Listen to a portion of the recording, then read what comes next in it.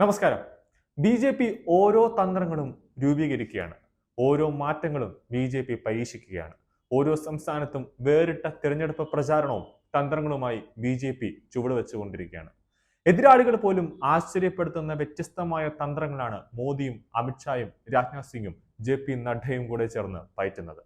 പ്രതിപക്ഷത്തിന് പോലും ബി.ജെ.പി എന്ത് തന്ത്രമാണ് പയറ്റുന്നതെന്ന് അവർക്കറിയില്ല. അത്രയും വെൽ പ്ലാൻഡ് ആയിട്ടാണ് ബി.ജെ.പി ഓരോ കരുക്കളും നീക്കിക്കൊണ്ടിരിക്കുന്നത്. നിലവിൽ ലോക്സഭാ തെരഞ്ഞെടുപ്പിന് ശേഷം രാജ്യത്തെ 2 സംസ്ഥാനങ്ങളിലെ നിയമസഭാ തെരഞ്ഞെടുപ്പ് പടിവാതിൽക്കൽ എത്തി നിൽക്കുമ്പോൾ ഇതുവരെ സ്വീകരിച്ച തന്ത്രങ്ങളിൽ ബി.ജെ.പി ഒരു മാറ്റം വരുത്തുമെന്നതിൽ യാതൊരു സംശയവും തന്നെയില്ല.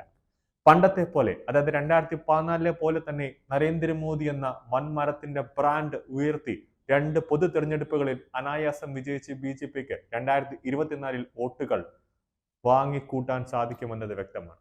2024 ലോക്സഭാ തെരഞ്ഞെടുപ്പിൽ സ്വാഭാവികമായും വോട്ടുകൾ ഇത്തിരി കുറഞ്ഞു. സഖ്യകക്ഷി സർക്കാരുമായി ഭരണം ആരംഭിച്ച 3ാം മോദി സർക്കാരിന്റെ ആദ്യ 6 മാസത്തിനകം തന്നെ ജമ്മു കാശ്മീർ, ഹരിയാന നിയമസഭയിലേക്കുള്ള തെരഞ്ഞെടുപ്പ് എത്തിക്കഴിഞ്ഞിരിക്കുകയാണ്. തൊട്ടു പിന്നാലെ മഹാരാഷ്ട്രയിലും തിരഞ്ഞെടുപ്പ് നടക്കാൻ പോവുകയാണ്. കഴിഞ്ഞ 2 പതിറ്റാണ്ടിലെ ഭരണകാലത്ത് മോദിയും ബി.ജെ.പിയും ഓരോ സംസ്ഥാനത്തിനും നൽകുന്ന ക്ഷേമം, സൗജന്യ പദ്ധതികളെല്ലാം തന്നെ വാരിക്കോരി ഇക്കുറിയും ബി.ജെ.പി നൽകുന്നുണ്ട് ഓരോ സംസ്ഥാനത്തും. എന്നാൽ ഇപ്പോഴും രാജ്യത്തെ മിക്ക സംസ്ഥാനങ്ങളും ഭരിക്കുന്ന ബി.ജെ.പി അല്ലെങ്കിൽ ബി.ജെ.പി മുന്നണി സർക്കാർ പ്രതിപക്ഷ പാർട്ടികളെ അവരുടെ അതേ തന്ത്രങ്ങളോടെ പ്രതിരോധിക്കാൻ ശ്രമിക്കുമ്പോൾ ബി.ജെ.പിക്ക് തന്നെ വലിയ നേട്ടമാണ് ഓരോ സംസ്ഥാനത്തും ഉണ്ടാകുന്നത്. ഇന്ത്യയിലെ സമ്പന്നമായ സംസ്ഥാനങ്ങളിൽ ഒന്നാണ് തെരഞ്ഞെടുപ്പ് നടക്കാനിരിക്കുന്ന മഹാരാഷ്ട്ര. ബി.ജെ.പി മുന്നണി ഭരിക്കുന്ന ഈ സംസ്ഥാന GDP-യുടെ 2.6% ധനക്കമ്മി. തിരഞ്ഞെടുപ്പ് അടുത്ത സാഹചര്യം നിലനിൽക്കെ ഇതേ ഇടക്കാല ബഡ്ജറ്റിൽ നിരവധി സൗജന്യങ്ങളും ബി.ജെ.പി സർക്കാർ പ്രഖ്യാപിച്ചിട്ടുണ്ട്. സ്ത്രീകൾക്കായി ധനസഹായം, കർഷകർക്ക് സൗജന്യ വൈദ്യുതി എന്നിവ നടപ്പാക്കാൻ മാത്രം 96,000 കോടിയെങ്കിലും നീക്കിവെക്കേണ്ടി വരും എന്നത് വ്യക്തമാണ്.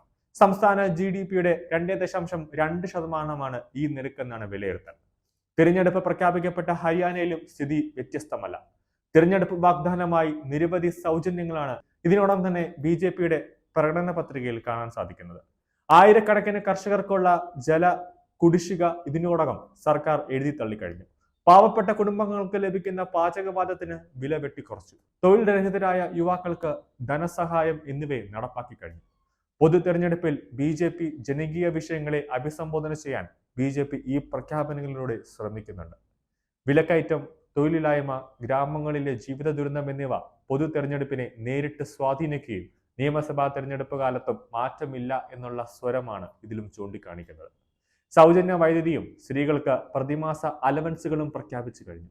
പ്രതിപക്ഷ പാർട്ടികൾ തെരഞ്ഞെടുപ്പ് കളത്തിൽ ചുവടുവയ്ക്കുന്നതിന് മുമ്പേ പ്രതിരോധ മാർഗം എന്താണെന്ന് ബി.ജെ.പിക്ക് ശക്തമായി തന്നെ അറിയാം. അത് ഉയർത്തുകയും കൂടി ബി.ജെ.പി സർക്കാർ ഇതിനോടകം തന്നെ ചെയ്തു കഴിഞ്ഞിരിക്കുകയാണ്. സൗജന്യങ്ങൾ രാജ്യത്തെ സാമ്പത്തിക നിലയെ തകർക്കുമെന്ന് പ്രതിപക്ഷം പറയുമെങ്കിലും വികസന പ്രവർത്തനങ്ങളെ തടസ്സപ്പെടുത്താതെയും എല്ലാം തന്ത്രങ്ങളും ആവിഷ്കരിച്ച് എല്ലാം പഠിച്ചിട്ടാണ് ബി.ജെ.പി ഓരോ സംസ്ഥാനത്തും ഓരോ തന്ത്രങ്ങളും വികസനവും നടപ്പിലാക്കുന്നത്. 2022 പ്രധാനമന്ത്രി നരേന്ദ്രമോദി ഈ പദ്ധതികളെല്ലാം തന്നെ സൗജന്യമായി തന്നെ ജനങ്ങൾക്ക് നൽകണമെന്ന് പറഞ്ഞിട്ടുണ്ടായിരുന്നു.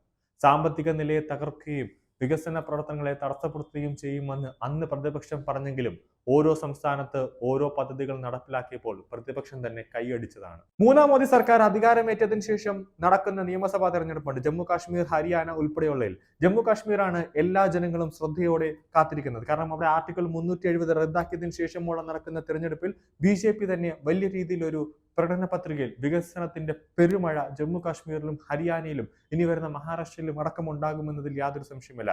അതുകൊണ്ട് തന്നെയാണ് പ്രതിപക്ഷം എത്രത്തോളം കടന്ന് ഓരോ ജനകീയമായിട്ട് വരുന്ന ഓരോ പദ്ധതികളും തടസ്സം നിൽക്കാൻ നോക്കിയാലും അതെല്ലാം തന്നെ ബി.ജെ.പി ശക്തമായി തന്നെ നേരിട്ട് ജനങ്ങൾക്ക് നൽകുമെന്നതിൽ യാതൊരു സംശയവുമില്ല.